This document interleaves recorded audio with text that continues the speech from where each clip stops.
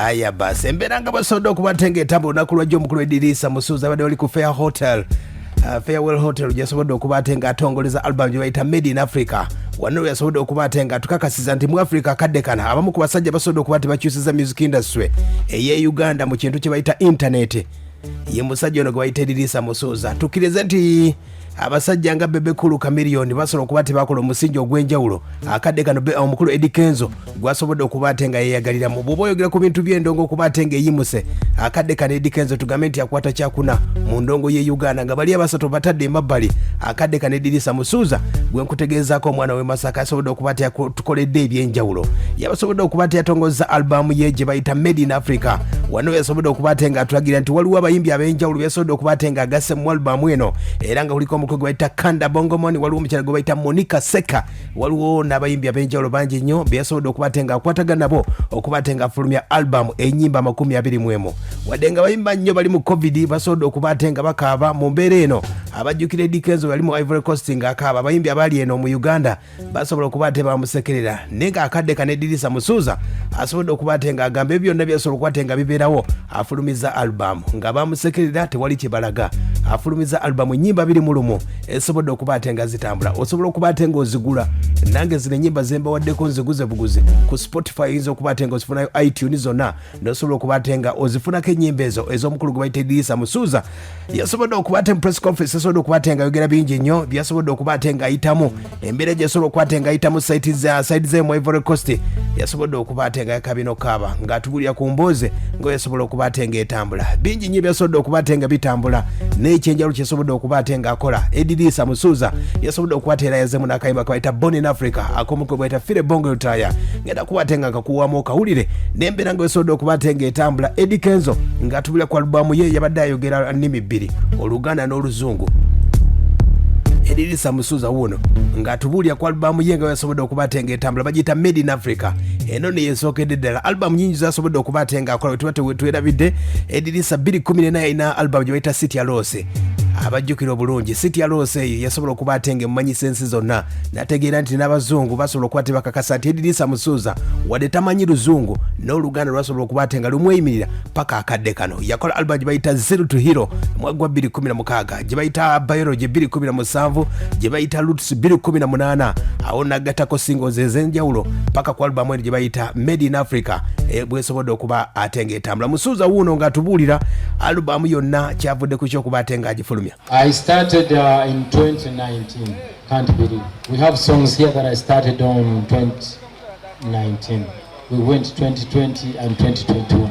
Wow. Until we finished. So it's not something that just happened yesterday. Yeah.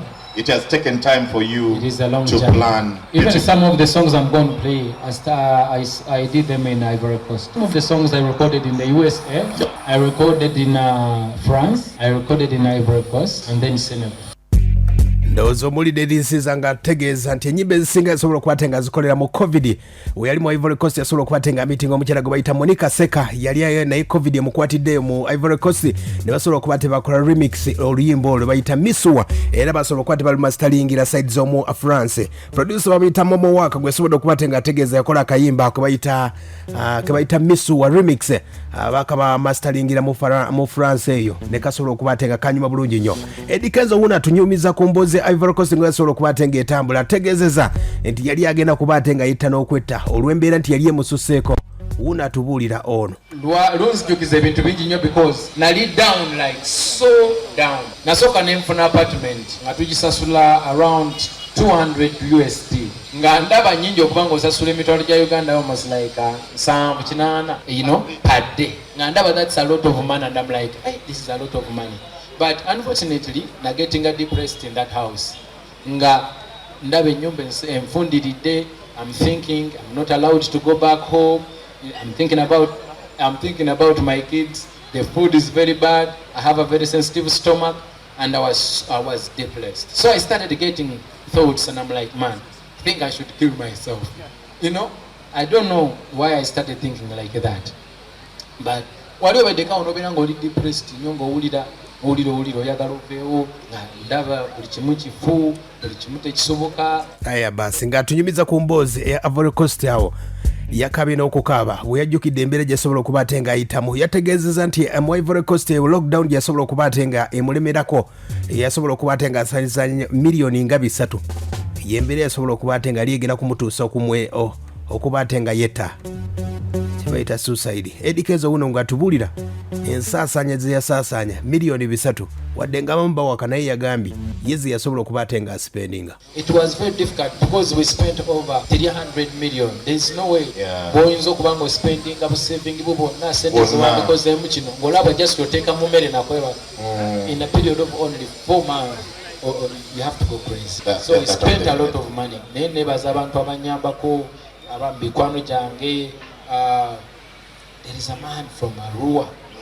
You know, he told me that I have never mentioned his name in media, but this guy really did a great job for me. I won't mention his name.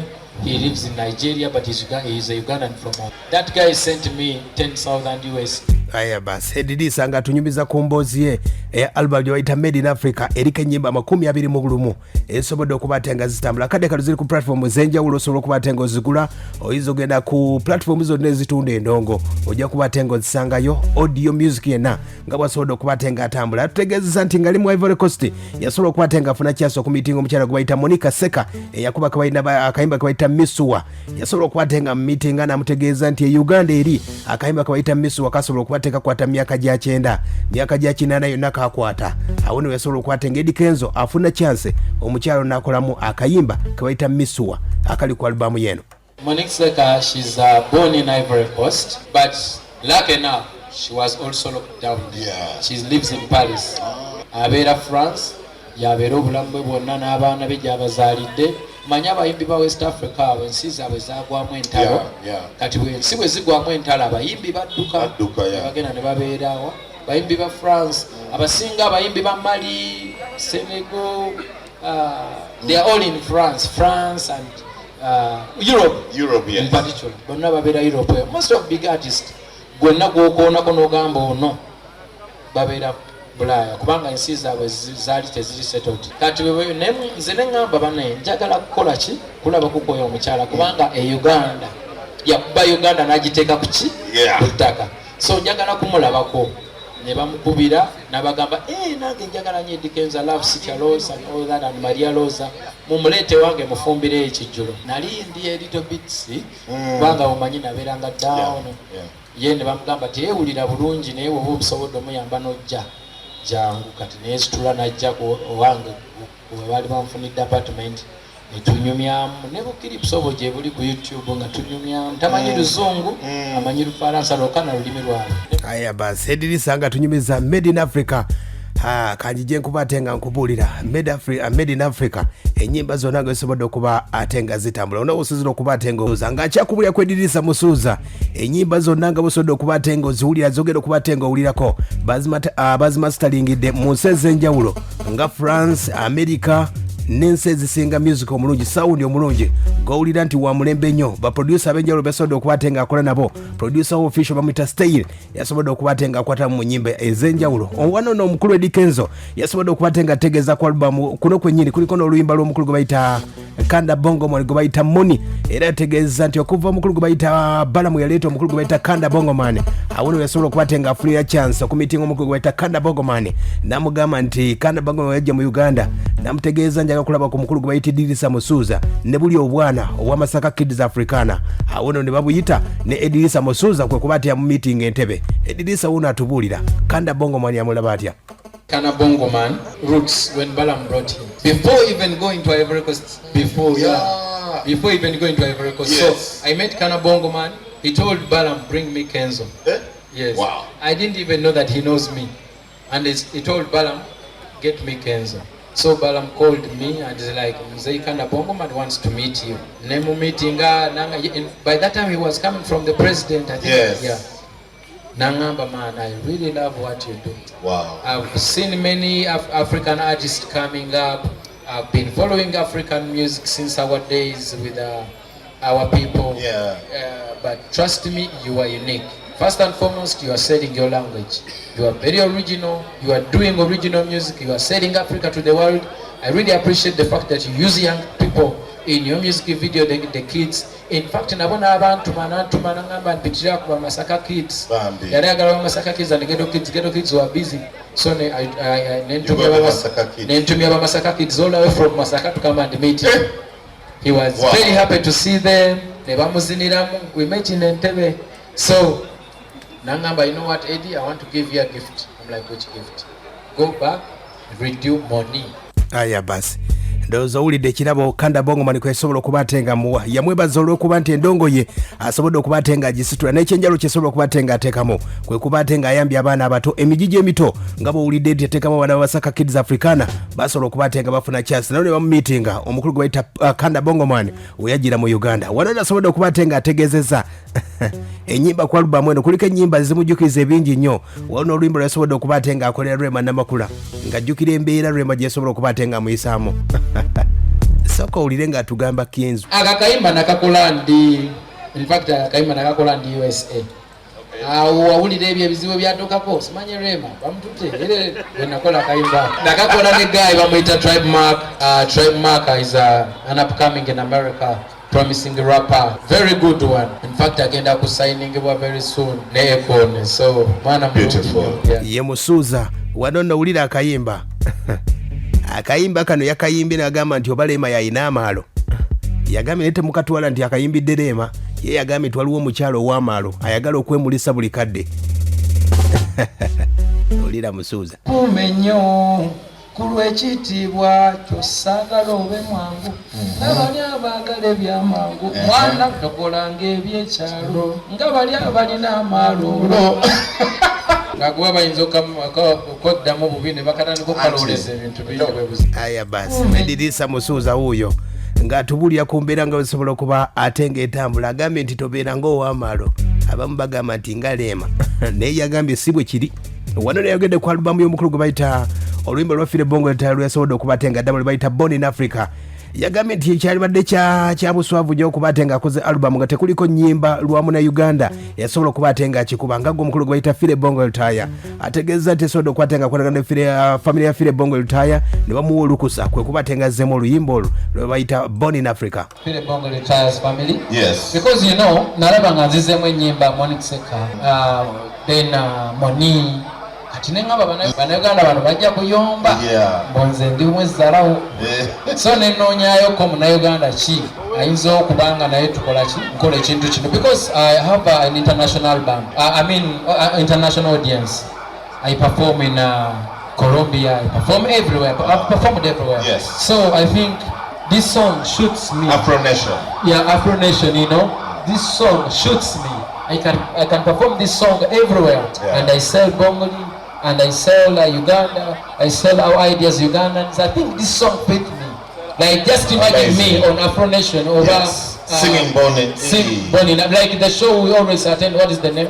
Aya basi you know Edirisa musuuza yabadde n'omukulu gwe bayita Salvador yabadde MC w'omukolo ogwo ng'amubuuza ku buuza ebimu ng'atubulya ku mbeera nga wesobodde okuba ate ng'etambula mu mbeera eno alubamu eri gyesobodde okuba ate ng'alonkinga kibadde kyanjawulo nnyo abayimbi olwolumu babadde tebasinga tebeewagira n'ekino ekya Edirisa musuuza abayimbi abasinga basobodde okuba ate nga bamwebaziza mwana mulizi gwe bayita Gulunedi yabaddewo omukyala gwe bayita Spice Dana aba Bitus abayimbi ab'enjawulo bonna basobodde okuba ate nga bavaayo okuba ate beebaza Edirisa musuuza olw'embeera nti generation yaabwe asobodde okuba ate nga agiteeka online okuba ate nga music asobodde okuba ate nga akyuka tukkirize nti bali abasatu music wa tape basobola okuba ate bamutunda n'alubamu nezisobola okuba ate nga zaatambula akadde kana abayimbi nabo basobodde okuba ate nga beebaziza Edirisa kino tukisanga mu bayimbi ab'enjawulo abamu babeera bakuuma nkokola zokka naye abayimbi abasinga beebazizza musuuza Gulunedi wuno yakwogera naye nga pro gyotunuze ekkubo lya music industry ya Uganda you trying to kubanga Kenza alina eddoboozi eddeneko erisinga gaffe you understand agezaako okutu akikoze man like openings abantu okubalaga baba bagala okuyamba abantu baabwe n'abayimbi baabwe ne industry yaabwe kibalina okukola man sina bingi byakwogera bina byogedde naye nga Kenzo God bless you bro. Aya basi n'abayimbi abalaba bano ne Spice kwali. It's a very nice album. The music is so nice. It's so African. Represents who you are because you're African. We are so proud of you as Ugandan musicians. Thank you very much. Amanda Nedebo Spice Diana. And I would like to thank everyone that has made it today. The media, the fans, thank you so much. You guys, Mwemutfula Chetuli. And for Eddie Kenzo, I want to thank you for what you've done for the Ugandan industry. We shall never have another Eddie Kenzo mu Uganda emyaka gyonna. Mukyongere engalo ez'amaanyi. Tumusime ng'akyali mulamu kubanga there's no one that has represented Uganda like Eddie Kenzo outside there. Ate nga buli nsi yonna kyeyagala, buli ensi eyagala ebeere n'omuntu nga representing Uganda oba ensi yaabwe wabweru eyo. So Eddie Kenzo, thank you so much, you've done it. You're an inspiration, fenna tulabira ku ggwe, and thank you so much for supporting us.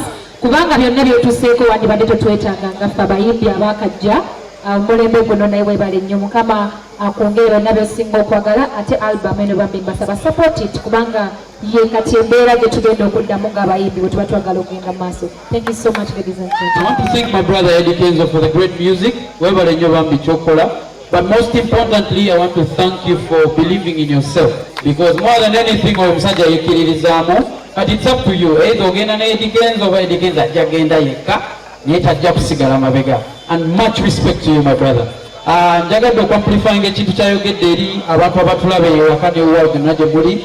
Please mugule music wa bannayuganda. Mulekera okugamba nti Eddie Kenzo lwaki video ye waiting ya Wizkid eri weta. Mutereko ssente kati akwate video zoyagala. Support Ugandan music. Much love. Eddie Kenzo ofinga PTC. Eddie Kenzo atuwereddewo nnyo mukwano gwaffe Uganda waffe mu industry eno tumugiddeko ebintu bingi nnyo. Kansooke ntwala omukisa guno kumwebaza byonna yakoledde BTC ne industry at large. Thank you so much my brother. Ye mukulu ego bayita Dirisa Musuuza yasobodde okubatenga alochinga album ye bayita Made in Africa.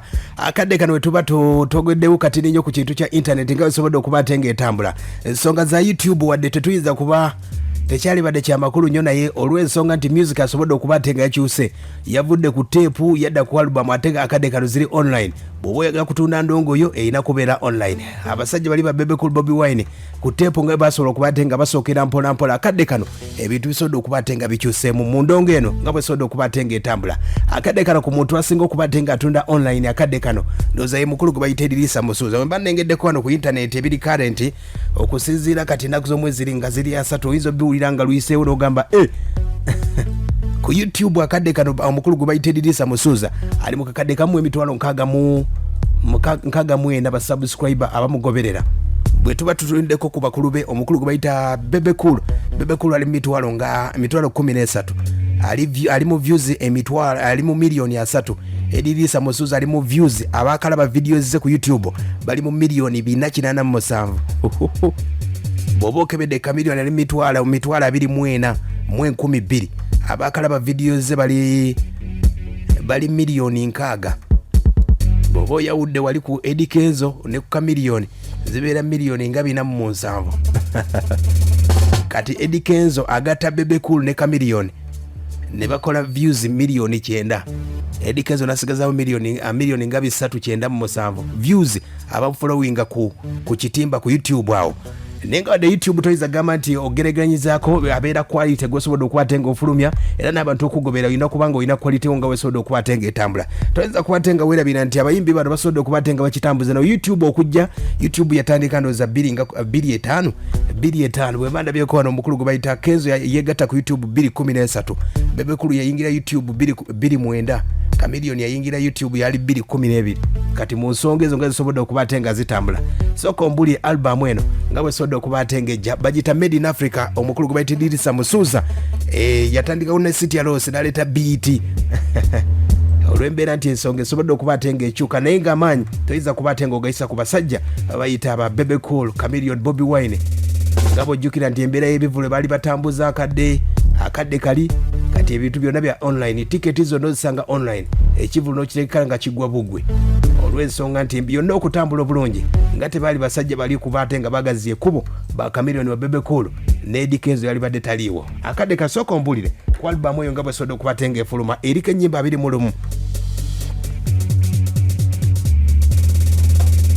Abadege tobale kuweereza andi kalisizo z'ojja ku kabineso omusajja yali gikubye baaba akabinzo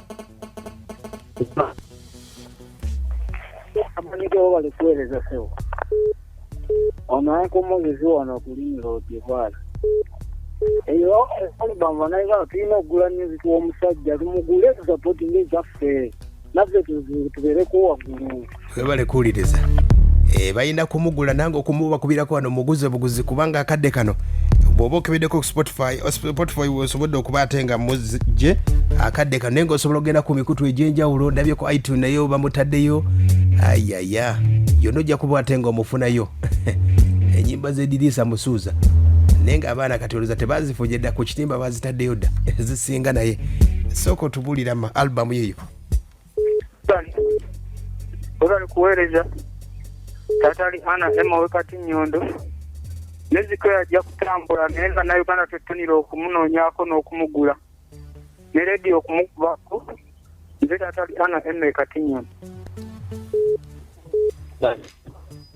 olali kuweereza amanya n'eddoboozi egera namuzika sensero ku mwalo gw'ebolo aba n'ennyimba tujja zigula nabo babeeko nnyo okuziteeka ku leediyo baikaye bali kuweereza bano bamise kali bapulo ddumba ambuloze egulanga mu kitanda Masaka kakati ennyimba music bajja kutambula akadite webale kuwuliriza ye mukulu oyo ng'atubulya ku nsonga nga wezisobodde okuba ate nga zitambula. Edirisa Musuuza akoze ekyenjawulo alubamu ennyimba 21 nga wezisobodde okuba ate nga zizze asobodde okuba ate nga tutegeeza nti Abannayuganda mugule endongo eno etambule. Sebo Abanike jjajja Kamalimali ensangala nkulamusiza nnyo taata egamba etya Sawumu amiina esebo ate omusumba okuva lwe yakkiriza esebo n'atuwaawaawo pulogulaamu esebo abasiraamu era ekyo mukimanyi basiimidde ddala esebo we bali kutuweereza kale bosi yajjammwe Kamalimali generali ne beera nsangala mawogola Eddie Kenzo amanye amawulire ekisooka amanye endongo esebo omanye endongo eno ne bw'oba tomanyi naye ng'opika Eddie Kenzo si asinga okuyimba esebo naye kyasinga kwe kumanya amawulire tali ng'abaana b'e Masaka abasinga esebo tali ng'abaana b'e Masaka abamu ekyo kyo nkiddamu kubanga ye amanya amawulire Kenzo ku ssali atuuseeko ku maanyi g'ayina esebo yalibadde ayita mu bbanga era ebiseera ebyo yali abitandise naye n'amala ne yeteeza n'amanya nti amawulire ye amanya amawulire kasa kigenda mu mawulire endongo ate ffe Bannayuganda tulina omutawaana kaana kambaata twamwaniriza esebo era tulabika nti nno yessaawa tugule music we tumugjeyo ate abanika okuva lwokoonyeemu ku y'omusumba esebo kati ffe ate tuba tulina kye tugamba weebale nnyo weebalire ddala okulabika nti byonna obitujjiddeyo bulungi esebo naye ng'endongo ya Eddie Kenzo nze kyejawo okubagamba Eddie Kenzo amanya amawulire tali ng'abayimbi b'e Masaka kajjambu taata weebale kuwuliriza ye Kamalimali awo nno wenkugattirako nekutegeeza nti empeke y'omukiso emu esinga ttaani y'amaanyi awo nno bw'oba olabye ku vidiyo z'omukulu gwe bayita Bebekulu ezisinga ddala zasinze okuba ate ng'akola ezisinga zonna zikoledde bweru w'eggwanga mu Amerika ezisingira ddala n'akadde kano Eddie Kenzo yasinga views ku kitimba oba ku YouTube mu mbeera eno kitegeeza ki gwe ne bw'oba okoze oluyimba audio oba ogikoze nga nnungi ne bw'oba okwatisiza firimu n'okwatisa vidiyo ng'ogikwatisa simu abantu bagiraba paka akadde kano kyekutegeeza Edirisa yafuna omukisa abamu balina amaanyi akadde kano ate omukisa n'amaanyi byanjawulo gwe ne bw'obeera n'ettaani y'amaanyi nga tolina mukisa ne bw'oyimba emyaka 10 kyenkutegeezaako Edirisa Musuuza bw'akoze wonna w'osinzira okuba ate nga owuliriza ennyimba nnyingi eziriko bakayita songa omukulu oyo gwe bayita Edirisa Musuuza tugambye nti akayimba kwe yakakolera ng'ali mu Ivory Coast we bamusibira awo n'asobola okuba ate nga yaweereza omukulu gwe bayita producer gwe bayita Stein n'amuweereza ebigambo byayinza okuba ate nga akola mu kayimba akayinza okuzzaamu abantu amaanyi era yategeezezza nti omukulu gwe bayita Fik Fameka yamuwa mu melody yasobola okuba ate nga enyuma bwetyo yamutereerezaamu ebigambo eby'enjawulo omukulu gwe bayita melody we twali mu loko omukulu gwe bayita Fik Fameka yamuyambako ku melody ezo ezasobola okuba ate nga zisoka mu kayimba kwe bayita songa wano nno okuba ate nga omuyimbi wa tabo nnyo toyinza okuba ate nga weerabira omukulu gwe bayita manager asobodde okuba ate nga management esobodde okuba ate nga emuyamba ono naali ku ground bwe bayita Hamuza Bete oba gwe bayita Muhumuza Beta Martin Bete omukulu oyo asobodde okuba ate nga amuyamba Eddie Kenzo ategeeza nti ayina bamaneja ab'enjawulo, ayina mu West Africa, ayina aba Africa, ayina mu America, buli nsi yonna music okuba ate nga atambula akadde kano. Omukulu Edirisa Musuuza management esobodde okuba ate nga emukolera kyamaanyi. Ennyimba oba ozaagalako ndabyeko wano ku Amazon oba oyagala album ya audio yonna eri ku $9 ne sente 49. Ogiwulidde? Oba oyagala luyimba lumu ebeera nga $1 $1 eri ku sente nga mbeke 13, 14. Kale nenga bw'oba ogenze ku Amazon album ya Made in Africa yonna ojja gifuna ku $9. Osobola okuba ate nga ogifuna. Oba oyina Mastercard osobola okuba ate nga ogenda. Ennyimba nyingi zesobodde okuba ate nga ndabako wano. Waliwo okulimba ennyimba eziriko 21 kuliko olubayita Omwoyo, waliwo olubayita Kansunde, waliwo Katugende, waliwo Songa Bambi, waliwo ke bayita Shakamo, waliwo lubayita Nobody, Uganda Oye, waliwo ke yakubye ke bayita Leero, waliwo ke bayita Kanda Bongo Man ke bayita Money, waliwo ke bayita Soulmate, waliwo ke bayita Aye, waliwo Twa, waliwo ke bayita Silivia, waliwo ke bayita Weekend, waliwo ke bayita Ekimuli, Rayvan Nekwali, Eddie Kenzo bakayita Pilipili, waliwo ke bayita Loko, waliwo ke bayita Kamonika Seka ke bayita Misuwa, Nziniramu, waliwo n'akalala bayita Born in Africa akafire bongo retire. Omukulu gwe bayita Edirisa Musuuza zeze mukweze ennyimba zisobodde okuba ate nga afunye ku albamu yonna nga bwesobodde okuba ate nga etambula ya $9 waliko Amazon.